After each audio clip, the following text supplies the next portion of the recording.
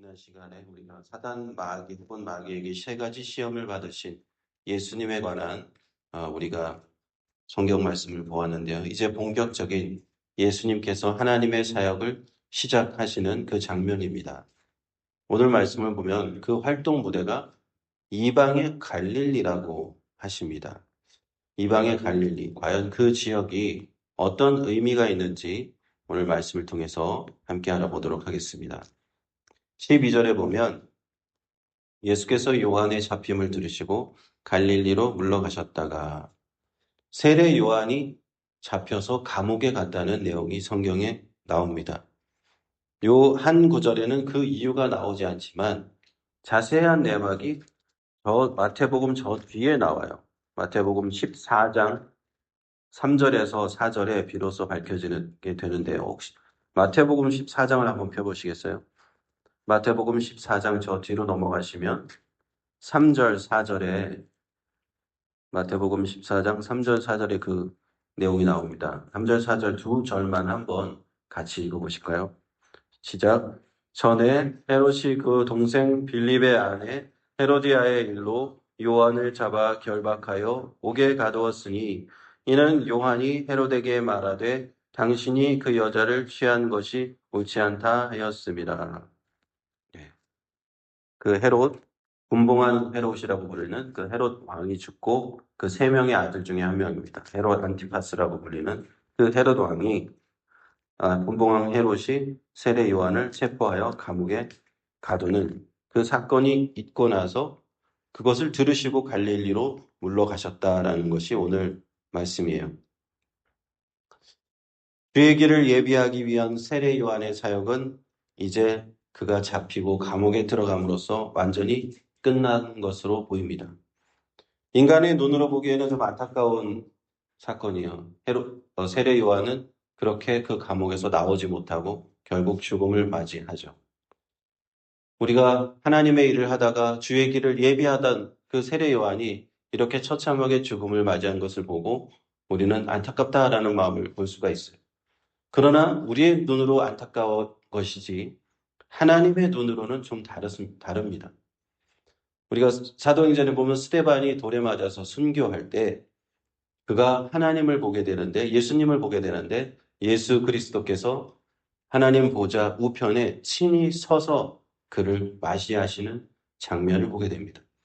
그러므로 그리스도 안에서 우리가 순교하고 고난을 받고 그러다가 죽는 것은 세상에 볼 때는 정말 미련한 짓 같고 저거 비참한 일 같지만 그리스도 안에서는 결코 헛된 일이 아닌 줄 믿습니다.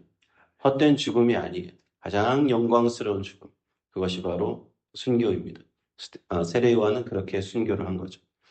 13절을 보면요. 나사렛을 떠나 스불론과 납달리 지경 해변에 있는 가버나움에 가서 사시니라고 되어 있습니다. 그리고는 나사렛을 떠나서 예수님께서는 갈릴리 지방의 가버나움이라는 곳에 거주하셨다라는 거고요. 계속 읽어보겠습니다. 14절, 15절. 이는 선지자 이사야로 하신 말씀을 이루려 하심이라. 일러스되 스불론 땅과 납달리 땅과 요단강 저편 해변길과 이방의 갈릴리여. 마태복음에서 우리가 계속 그 마태복음의 저자가 말하는 것은 구약 성경의 예언이 예수님의 삶을 통해서 메시아로 오신 예수님의 삶을 통해서 구약 성경의 예언이 그대로 이루어지고 있다. 실현되고 있다라는 것을 성경 말씀을 인용하면서 계속 우리에게 말씀해주고 있어요. 그것이 총 횟수로는 10번입니다. 앞에서 이제 4번이 나왔고 이번 구절이 바로 5번째 구절이에요. 앞으로 이제 5번이 더 나올 건데요.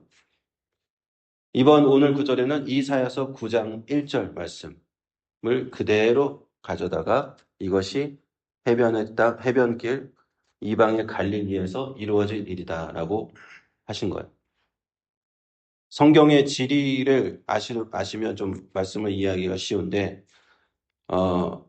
스불론 땅과 납달리 땅에 관하여서 말씀을 드리자면 스불론에는 나사렛이 있습니다. 그리고 저 납달리에는 가버나움이라는 곳이 있어요. 그런데 이 두 지역은 갈릴리 해변 지역입니다. 해변 바닷가, 지중해 바닷가에 가까운 지역이라서 갈릴리 해변이라는 그런 명칭을 썼고요.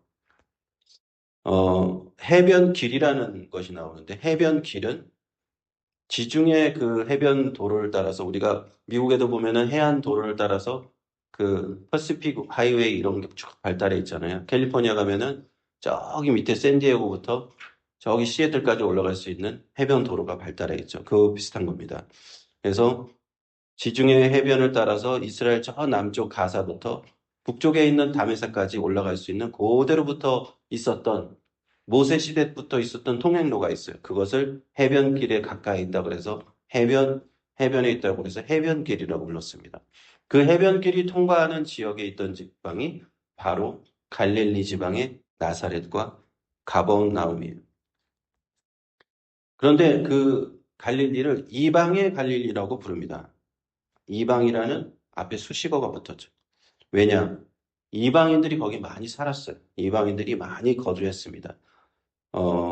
어떤 시대를 막론하고 본토인과 이방인이 섞여 사는데 이방인이 많이 거주하는 지역이 있잖아요. 딱 여기 갈릴리가 그랬다는 것입니다. 이스라엘 역사를 보면 스불론과 납달리 지파는 기원전에 732년경에 아시리아인들에게 끌려갔는데 그때를 계기로 해서 그 전체 갈릴리 땅에는 수많은 이방인들이 이주해 들어와서 살게 되었던 역사가 있습니다. 그래서 이방인들이 많이 살았던. 우리가 미국에 살아도 참 희한한 것이 백인들이 많이 사는 그 지역이 있고 또 그 지역을 좀 벗어나면은 또 다른 민족들이 많이 사는 지역이 있잖아요. 저희 교회가 있는 지역은 여기 백인 지역이더라고요. 그래서 여기서 보면은 백인들만 사는 것 같은데 또 저쪽을 가보면 다른 민족들도 많이 살고 있는. 그렇죠. 마치 그런 것처럼 갈릴리도 유대인들보다 이방인들이 너무 많이 살고 있으니까 이방의 갈릴리다. 이렇게 불렀던 겁니다.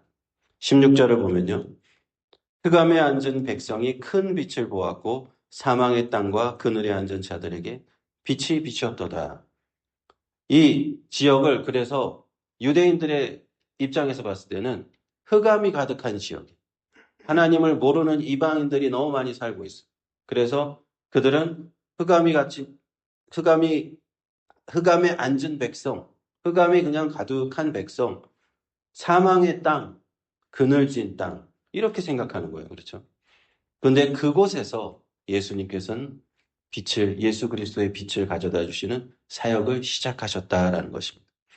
그리고 이것이 나중에 예수 그리스도의 빛이 모든 이방 민족애들에게 향하는 그 첫 스타트를 여기서 끊으셨다라는 것으로 볼 수 있습니다. 마태복음 제28장 마지막에 가면은 마태복음은 이렇게 끝나죠.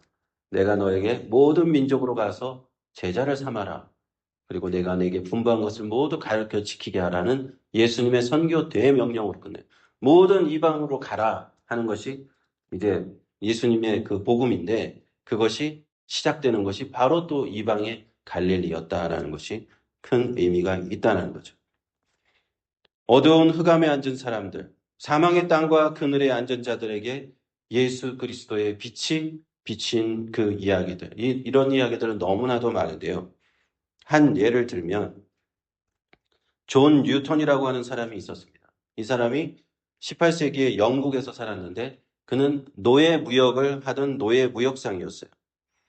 그의 생애 초기는 매우 방탕한 삶을 살았고 영적으로 굉장히 어두운 상태에 있는 사람이었어요. 하나님과 거리가 먼 그런 사람, 죄악된 삶을 살았다는 거예요. 그러나 그 어느 날 그의 인생이 극적으로 변하게 되는데요. 존 누턴은 한 번은 항해 도중에 노예를 영국에서 잡아다가 이렇게 다른 곳에 아프리카에 가고 막 영국에 왔다 갔다 하는 이런 일을 했을 거 아니에요. 그런 한 번의 항해 도중에 심한 폭풍을 만납니다. 그리고 배가 침몰해서 죽게 되는 그런 위험에 처하게 되었을 때 그는 순간 너무 두려움 나머지 절망 속에서 하나님께 간절히 기도합니다. 하나님 저를 살려주십시오. 그동안 제가 하나님을 무시하고 이렇게 어둠 속에서 살았네요 하고는 자신이 얼마나 그런 하나님을 멀리 떠나서 영적으로 깜깜한 어두운 상태에서 살았는지를 깨닫게 되었어요. 그 순간.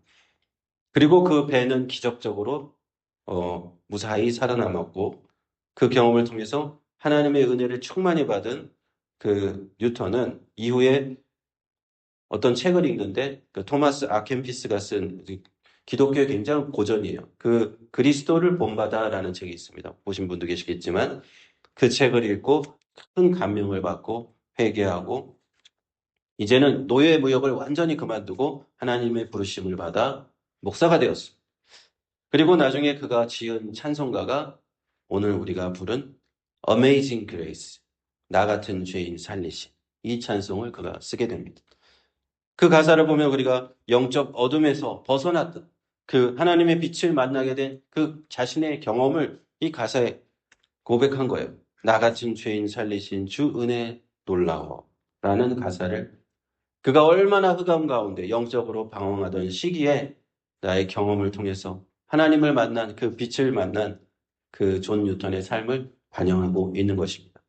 우리가 아무리 깊은 영적 어둠 속에 있을지라도 존 뉴턴과 같이 예수님께서는 그 어둠 속에 찾아오시길 원하고 예수 그리스도의 빛을 비추시기를 원하는 줄로 믿습니다. 그리고 우리를 새로운 삶으로 인도하실 것. 17절을 계속 이어서 보면요. 이때부터 예수께서 비로소 전파하여 가라사대 회개하라 천국이 가까웠느니라 하시니라. 이제 예수님께서 복음을 선포하기 시작하십니다. 그것은 세례 요한이 선포했던 것과 동일한 선포이셨어요. 이 복음을 듣는 사람들에게 회개하라. 천국이 바로 하나님 나라가 이 땅에 왔다. 바로 우리 코앞으로 다가왔다는 것이 예수님의 복음 전파의 시작이셨습니다. 오늘 예수 그리스도께서 이 땅에 오셔서 이제 처음 사역을 시작한 그 땅, 그 지역 갈릴리, 이방의 갈릴리에 대해서 알아보았습니다. 그곳은 우리가 예상한 하나님의 아들이 계셔야 될 것 같은 화려한 궁전이 아니었어요. 예루살렘의 성전, 아름다운 성이 있는 그런 곳도 아니었어요. 거룩하다 하는 사람들이 모인 그런 곳도 아니었습니다. 바리새인들과 서기관들이 우리는 하나님의 택한 백성이다 하고 아브라함의 자손이다라고 떠드는 그런 곳이 아니었어요. 예수님께서 처음 사역을 시작한 곳은 바로 스불론과 납달리 지경 가버나움. 이방인들이 가득한 지역, 불경한 지역, 영적으로 흑암이 가득한 지역, 그런 곳이었어요. 유대인들은요, 이 이방인들을 하나님의 저주받은 자라고 생각하고 함께 대화도 나누지 않고 그들을 경명하고 더러운 자로 여겼어요. 그런데 바로 그 땅에 이방인들이 가장 많은 땅 가버나움에서 예수 그리스도께서 사역을 시작하십니다. 생명의 땅이 아닌 사망의 땅이고 양지가 아닌 그늘진 땅이었는데도 불구하고 그리스도께서는 빛을 그곳에서 비추기 시작하셨고 죄인들을 찾아가셨고 이방인들을 만나주셨습니다. 그리고 천국 복음을 전파하셨습니다. 그리고 그들에게 구원의 복음을 증거하셨습니다. 제가 처음 예수님을 믿고 고등학생 때인데 그때 한 사건이 있었습니다. 전도를 하게 됐는데 어느 날 제가 학교를 마치고 집을 이렇게 가려고 하는데 저한테 연락이 왔어요. 어떻게 그 당시에 연락을 했는지 모르겠는데 하여튼 학교에 있었는데 연락이 왔어요. 그래서 너무 이상하다 하는데 할머니가 먼 친척분, 저는 한 번 무슨 명절 때나 봤던 그런 고모분인데 자주 보는 분은 아닌데 그 고모분이 지금 응급실에 있으니까 가서 저보고 한번 보라는 거예요. 그래서 이상하다. 왜 다른 어른들이 보면 되지 고등학생인 저한테 가라고 할까? 그래서 그 응급실을 향해서 가는데 마음속에 그런 마음이 드는 거예요. 그분이 지금 농약을 마시고 사경을 헤매고 있다라는 소식이었기 때문에 혹시 이제 돌아가시기 전에 내가 복음을 전해야 되지 않을까? 예수님의 복음을 전해야 되지 않을까? 그분이 예수님을 믿지 않고 있는 것 같은데. 그래서 제가 찾아러 갔어요. 그런데 걱정이 너무 많이 되는 거예요. 이게 학생이고, 이 응급실에 들어가면 많은 의사, 간호사, 거기 사람들이 많을 텐데 내가 무슨 얘기를 할 수 있을까? 사람들이 너무 많아서 아무 얘기도 못할 것 같은데 하는 막 두려움이 드는 거예요. 그래도 하나님께 막 기도하면서 그 응급실을 향해서 갔습니다. 그리고 이제 데스크에서 누구누구를 찾아왔습니다. 이렇게 얘기하니까 저 뒤로 가라 그래요. 근데 참 놀라운 게 그 뒤로 딱 갔더니만 응급실에 되게 넓은 곳이었는데 아무도 없는 거예요. 아무도 없고 딱 그 고모, 친척 고모분만 그 중환자실에 이렇게 누워 계시더라고요. 그래서 무슨 기계가 이렇게 돌아가고 이제 무슨 투석 같은 걸 하시는 것 같아요. 그래서 제가 고모 저 천우 왔어요 이렇게 하니까 고개를 끄덕끄덕 하시는 거예요. 근데 눈을 뜨지 못하세요. 제가 뭐 그때는 뭐 신학교를 가는 것도 아니고 예수님 믿은 지 얼마 되지도 않았는데 제가 그냥 그렇게 얘기했습니다. 고모 예수님 믿으면 천국 갈 수 있어요. 그래 그 얘기를 딱 하니까 눈물을 쫙 흘리시더라고요. 그리고는 제가 기도해드리고 그 병원을 빠져나왔어요. 다음 날 되니까 돌아가셨다는 소식을 들었어요. 그 마지막 사망의 순간에 하나님은 나를 왜 그곳에 보내셨을까? 그 생각을 가끔씩 저는 합니다. 흑암이 가득한 곳에, 죽음이 가득한 그곳에, 죽음이 임박한 곳에 예수님께서는 그곳에 복음을 전하기를 원하시는구나 라고 생각이 듭니다. 바로 예수님께서 그렇게 하셨어요. 흑암이 가득한 곳, 사망의 땅, 그늘진 땅, 이제 그곳에 죽음밖에 남아있지 않은 곳, 죽음이 바로 목전에 이른 그런 사람에게도 예수 그리스도께서는 복음의 빛을 비추어 주신다라는 사실입니다. 이것이 오늘 말씀에서 깨달아야 하는 하나님의 뜻입니다. 우리는 내 주변에서 어두운 곳, 흑암이 가득한 짙게 내리친 그 땅, 사망이 그늘진 곳을 주목해야 돼요. 영적으로 방황하며 하나님을 떠나가는 그런 영혼들에게 주목해야 됩니다. 그리고 그들에게 가서 예수 그리스도 복음을 전해야 됩니다. 아직도 그런 사람들이 우리 주변에 너무너무 많습니다. 우리도 주님을 전해야 합니다. 어떻게 해요? 회개하라, 천국이 가까웠느니라 라고 말입니다. 할렐루야. 기도하겠습니다.